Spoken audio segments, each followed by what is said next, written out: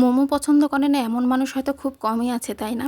আমার তো মোমো, নুডলস এগুলো খেতে খুব বেশি ভালো লাগে। বাসার খাবার চাইতে আমাকে যত বাহিরের খাবার দেওয়া যায় আমার কাছে ততই ভালো লাগে। তো সবসময় তো আর রেস্টুরেন্টে গিয়ে এভাবে খাওয়া সম্ভব হয় না। তো আমি সবসময় চেষ্টা করি বাসায় শর্টকাটে এগুলো বানিয়ে নেওয়ার। তো আমি রাইস কুকারে কিভাবে ঝটপট মোমো তৈরি করে নিই আজকে আপনাদের সাথে সেটাই শেয়ার করব। তো মোমো তৈরি করার জন্য প্রথমেই আমাকে তৈরি করে নিতে হবে মোমোর ভেতরের পুর। তো এখানে আমি কিছুটা মাংস, আলু, পেঁয়াজ, কাঁচামরিচ এবং সব রকমের মশলা নিয়ে নিয়েছি।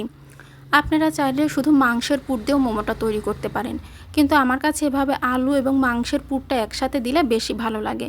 তো সব কিছু রেডি করে নেওয়া শেষে এখন আমি রান্না করতে যাব। তো কড়াইতে আমি কিছু পরিমাণ তেল দিয়ে তার মধ্যে জিরা এবং রসুনের ফোড়ন দিয়ে নিয়েছি। তারপর একে একে দিয়ে দেবো পেঁয়াজ এবং কাঁচামরিচ। 2 থেকে 3 মিনিট কাঁচামরিচ এবং পেঁয়াজটা আলতোভাবে ভেজে নিয়ে আমি একে একে দিয়ে দেব আলু, মাংস এবং লবণ। এটা নাড়তে নাড়তে যখন আলু এবং মাংস পানি ছাড়তে শুরু করবে তখন আমি হলুদ, ঝালের গুঁড়ো এবং আদা রসুন বাটা এর মধ্যে দিয়ে দিব। দিয়ে কিছু সময় নেড়ে হালকা পরিমাণে পানি দিয়ে ঢেকে দেব, যেন মাংস এবং আলুটা ভালোভাবে সেদ্ধ হয়ে যায়।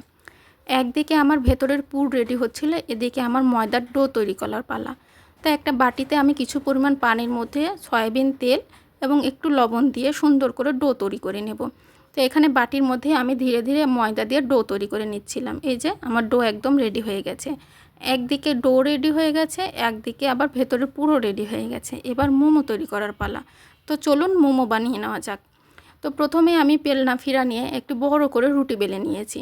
তারপর এভাবে গ্লাসের মাপ দিয়ে ছোট ছোট করে মিনি মিনি করে কেটে নিচ্ছিলাম মোমোকে একটি শেপ দেওয়ার জন্য। তার রুটির পুরটা কিন্তু খুব বেশি পাতলা বা মোটা করা যাবে না, একটা মিনিমাম সাইজে রাখতে হবে।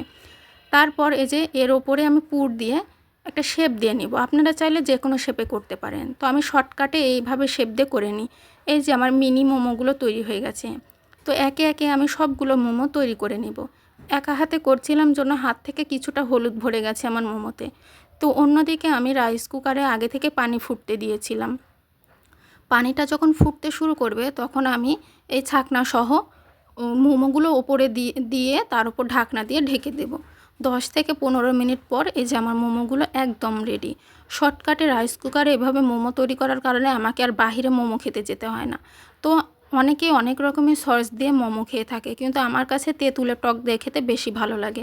তো এই যে একদিকে আমি তেঁতুলের টক বানিয়ে নিয়েছি। এই তো আমি প্লেট নিয়ে রেডি খাবার জন্য।